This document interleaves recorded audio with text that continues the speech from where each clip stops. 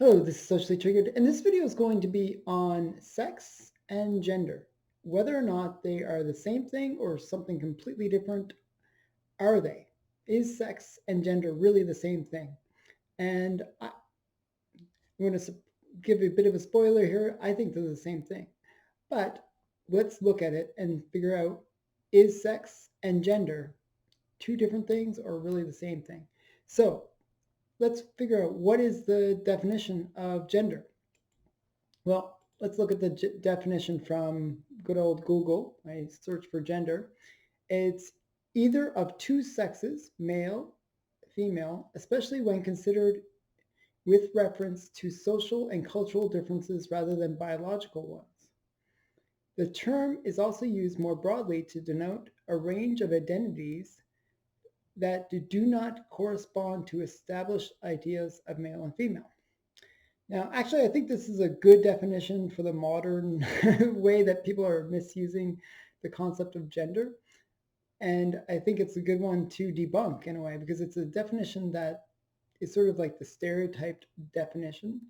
And I think it's one that leads to a whole bunch of issues even within it. So let's think about this. Okay, so I'm going to open up another tab here, and I'm going to search for sex. Well, hopefully it might be a really interesting thing here. So actually, it really is an interesting thing. I get like all these sex boutiques, but that's not what I was looking for. I'm looking for more the sex definition. So sex definition. Okay, sexual activity. Oh, okay. The two main categories, male, female, in which humans and most other living things are divided on the basis of the reproductive functions. Okay, so similar to gender. Okay, that's kind of interesting. So this is the definition. So we got sex and we got gender, and we got to see if those are really the same thing or if they come from the same idea. Now, I did a video before this on transgenderism, and that men that are transgender women are really just men. Like, you can't become something that you're not. The same applies with sex and gender. They're really the same thing, and I'll explain why. So let's look back at this definition. So the either of two sexes, male or female. So they agree within the definition, ideally, that there's only male and female. They didn't mention intersex, and probably the reason they don't mention intersex is it's a really, really small percentage of the population. So it's abnormal, and it's just not considered a viable group that they should be even really considered. That's the problem with a lot of this stuff that we deal with nowadays, that it's really small groups that are abnormal. When I say abnormal, I mean it in a scientific way, which is anything that's not within the 98 percentile. So if most humans fit within that 98 percentile, that's what we define as being like the stereotype, what men are, what women are, what people are. That's how we define the term normal. Now, abnormal is that 2%. Well, with these intersex, it's like, I think it's 1 in 0.01%. It's like a really, really small proportion of the population. It's really abnormal. So so that's why they stick with the two sexes. So we at least with the definition, we can agree that there's two sexes. We'll keep that. And especially with considered reference to social and cultural differences. Now, I can agree that there is some cultural differences between how men and women are treated within society, and that does impact how they behave, and that's reasonable. But fundamentally, they're still men and women. Doesn't like, just because you encourage women to wear dresses doesn't make them more women or less women. They're just expressing different elements to showcase their looks or whatever. It's not that it changes their sex by having these cultural influences. So a lot of the time I've heard gender being used as being something which is a, a social construct or a social influence that creates that identity. Okay, and that's a real important thing. Um, that leads to a whole bunch of issues if you think about it. But what I'm thinking is, let's say you have you have two beliefs. There's the nature and nurture debate. You have nature, which is the biological, which is your sex, and you're male or female according to biology. Then there's the nurture. Nurture is your parents' influence, your school's influence, your friends' influence, your society's influence on you. Now, that influence can only have a certain amount of effect. It's not going to make you completely different than the creature that you're born with, you're born as. It will change your behavior. You will become, different from, if you had different influences, you would be a different person. But your basic behavior and way of expressing yourself is actually pretty set in stone. Good examples of this is they look at twins, and they look at twins that have been separated from birth, really. And there was a lot of twins like that, where, especially in China, where you're only allowed to have one child, and so they would remove one of the children uh, and raise it somewhere else. So what happens is you have two children raised in very different environments, and as a result, you would expect, oh, they are going to be completely different when they grow up. But then when they bring these two people together and they examine these twins, maybe that have 20, 30 years of separation, they're actually very surprised by how similar in their behavior they are. They actually even looked at the handwriting of twins. And when they looked at the handwriting of twins, they actually noticed that the twins almost wrote, like you could almost exchange the writings and not know who wrote what, because the way that they write is so similar. So gender kind of is this idea that there's a social influence that makes you behave some other way. But as I said, the biological behavior is actually pretty strong. And it's there, you look into there's lots of research on this, on twin studies, and it's just amazing how similar they are. So what I'm willing to say is that there's when people, the way people's behavior is determined is biological and social. Okay, so I say there's like a percentage. I'm not sure what percentage goes where, but um, I would say that I'm more of a biological determinist, that we're very influenced by our biology. And I would say it's like they look at IQ. IQ is a really good determinant of behavior, and it is like 80 something percent determined by our biology. It's amazing how little influence the social element has on our IQ. So yeah, so I'm a bit of a biological determinist.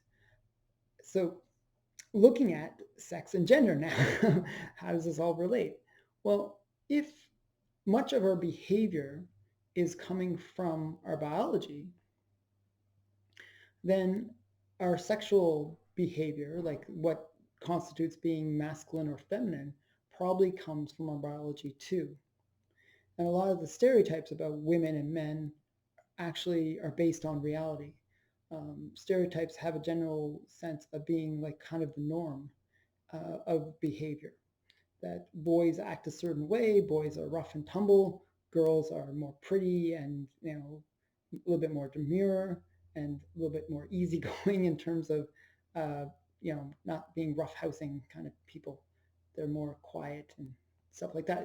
On average, not all. Obviously, there's going to be women that are rough and tumble people, tomboys that we call them, and there's going to be boys that are kind of wimpy and that don't really play much and don't do much.